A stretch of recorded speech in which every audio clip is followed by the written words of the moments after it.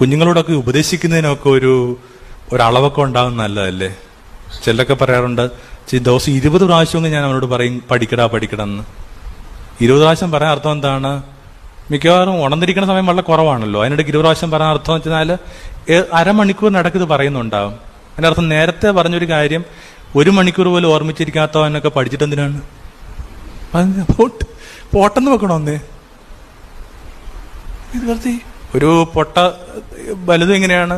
ഒരു അച്ഛൻ്റെ അടുക്കൽ ഒരാളിങ്ങനെ കോഴിക്കുഞ്ഞിനെ പ്രാർത്ഥിക്കാൻ കൊണ്ടുവന്ന കഥയുണ്ട്. നാട്ടുമ്പുറത്ത് ഇപ്പോഴും അങ്ങനെയൊക്കെ സംഭവം ഉണ്ട്. ഈ വസന്ത പിടിച്ച കോഴിയൊക്കെ പ്രാർത്ഥിക്കാനെ കൊണ്ടുവരും. അപ്പൊ അത്രയും ആത്മാർത്ഥമായിട്ട് പ്രാർത്ഥിച്ചുകൊണ്ട് ജംഗ്ഷനിലെത്തിനാകുമ്പോൾ ഈ കോഴി ചത്തുപോവുകയും ചെയ്യും, പരാതിയാവുകയും ചെയ്തു. ഇല്ലല്ലേ? ഈ കൊണ്ടുവന്ന സ്ത്രീക്ക് ഭ്രാന്ത് പിടിച്ചു. അവർ പറഞ്ഞത് എന്നാ പ്രാർത്ഥനയാണ്? അച്ഛൻ പറഞ്ഞു, പ്രാർത്ഥിച്ചാൽ ജീവിക്കണം എന്നൊക്കെ തന്നെയാണ് പ്രിൻസിപ്പിൾ. പിന്നെ ഇതെന്ത് പറ്റിയെന്ന് അറിയാൻ പാടില്ല. ഈ പ്രാർത്ഥനയുടെ ഒരു പുസ്തകമുണ്ട്, ആശീർവാദത്തിന്റെ പുസ്തകമുണ്ട്.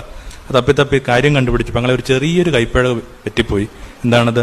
ഈ കുതിരക്കുള്ള ആശീർവാദമാണ് കോഴിക്ക് കൊടുത്തത്. ഓവർഡോസ് കൊണ്ട് ചത്തുപോയതാ പെങ്ങളെന്നാ പറയണത്. അങ്ങനെ പ്രാർത്ഥന പോലും ഓവർഡോസായി ചിലപ്പോൾ ചത്തുപോട്ടെ ഈ പിള്ളേരൊക്കെ. അതുകൊണ്ട് പോട്ടെന്നേ. സമ്മർദ്ദങ്ങൾ കൊടുക്കാതെ ജീവിക്കുക. ഓരോരുത്തർ നമ്മളെ തന്നെ ഗൗരവമായിട്ട് എടുക്കുന്നിടത്ത് ഈ പ്രശ്നം. പാലിക്കേണ്ട ഏറ്റവും നല്ല പ്രിൻസിപ്പിൾ ഇതാണെന്ന്, don't take your self so seriously. ഈ അവനവനെ തന്നെ അത്ര ഗൗരവമായിട്ട് ഒരിക്കലും എടുക്കരുത്. അവിടെയാണ് പ്രശ്നം വരുന്നത്. നമ്മളെ മാത്രം ഗൗരവമായിട്ട് എടുത്തിട്ട് ബാക്കിയുള്ളവരൊക്കെ നിസ്സാരമായിട്ട് എണ്ണിക്കൊണ്ടിരിക്കുക.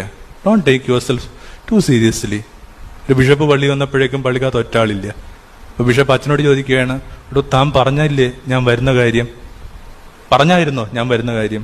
അപ്പൊ അച്ഛൻ പറഞ്ഞു, ഞാൻ പറഞ്ഞില്ല പിതാവേ, പക്ഷെ അവരെങ്ങനെ അറിഞ്ഞിട്ടുണ്ടെന്നാ. ഇത് സൂക്ഷിച്ചു വെക്കാൻ നോക്കിയ, പക്ഷെ എങ്ങനെ പുറത്തായിട്ടുണ്ട് പുള്ളി വരുന്ന കാര്യം.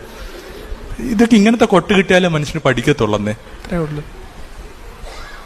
രണ്ടതാ വോക്ക് ജെന്റ്ലി. മൂന്നാമതായിട്ട് വോക്ക് റെവറൻലി. ആദരപൂർവ്വം നടക്കാം.